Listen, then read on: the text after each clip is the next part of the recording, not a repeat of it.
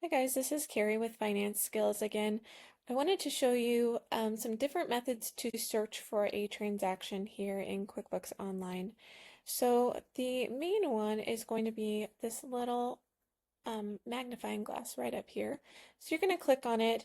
You can just type right into it and it's going to start showing some transactions. I personally prefer to go to this transaction search screen. And then you've got different criteria that you can search from. You can do your date range, you can do your transaction type, reference number, which would be like a check number, for example, a contact, an amount. Usually I am finding that I search for the amounts more than anything. So for example, here, if I search for $100, just apply that. You can also obviously do, between, greater than, all of that. But if it equals $100, then you're going to just search for it and here are all of those. Usually it's sorting in date order, but you can also sort by all of these different fields by just clicking on the little arrows right there by the columns. But I usually prefer dates because when I'm looking for a transaction, that's usually going to be the easiest way to do it. You can also do some settings here if you want to look at additional fields or additional rows there.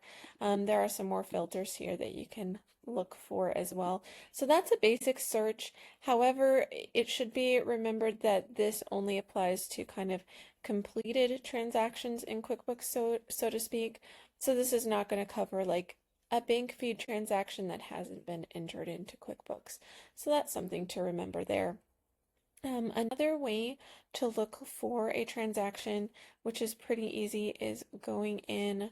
I'm going to show you kind of the chart of accounts way. So we're going into a register. So we're going to go into the bank register by going through to the gear icon, chart of accounts, and then going into, like, for example, the operating bank account. Another way to do this would be if you have bank feeds set up, you go to the transactions, bank transactions, then go to that bank and then choose that register. We don't have live bank feeds set up on this demo account, so we're just going to go to the register via the chart of accounts. I'm going to go to view register. Here is your check register. So this is all the transactions that have hit that bank account. And obviously, if you want to edit your columns at all, you can do that here. You can sort by the different columns as well. But right here, this is a nice filter icon that you can use to filter by any of these criteria. Obviously, it's kind of the same search functions, but it's only searching in one account. So this is important to note. The magnifying glass that we just went to is searching across all of QuickBooks, all accounts, as long as they're, completed transactions through QuickBooks. Right here through the register is just looking at, in this case, the operating bank account. So it kind of dials it in. If you know that that transaction should have come out of the operating account and you're like, I want to see the details of it, you can come in here and just look for, like that $10 amount. And it's going to show you from the beginning of time, every transaction, both a debit and a credit here, both an expense and a deposit, anything that was that $10 amount. And then if you can see here the vendor, you can see what account that it hit to, as well as any memos, any like check number, the date, all of that fun stuff.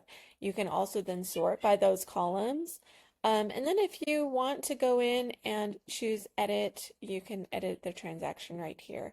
And just by the way, you can do the same thing when you search through the magnifying glass. You can just click on those transactions and it will bring you into that same kind of edit screen where you've got the details of the transactions. The third way that I would look for an expense, for example, would be through the vendors. So you want to go to the expenses on this black menu right over here, and then you go to the vendors. And you can just search for whatever vendor. If you're like, I think it was the county courthouse, you start searching for county courthouse, and there it's going to bring it up. You can select that, and it's going to show you all of the transactions between you and the county courthouse for, all of eternity basically. And it's going to show you the date, what kind of a transaction it was. That's the vendor, of course. This is the number. And then this is the account that it hit.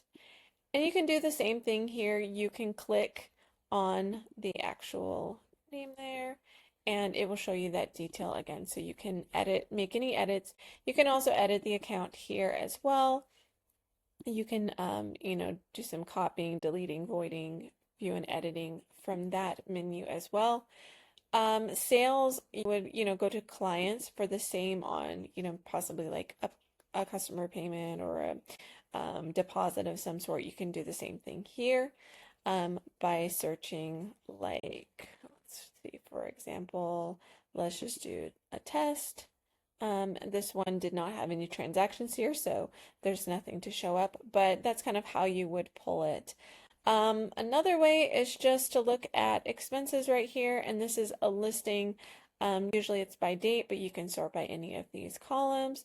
You can also filter by any of these criteria. You can do, like the payee and such. And this is going to be all expense transactions, so checks, bills, and expenses. So a little bit mixed. Again, from any bank account, this would be kind of a way to search there.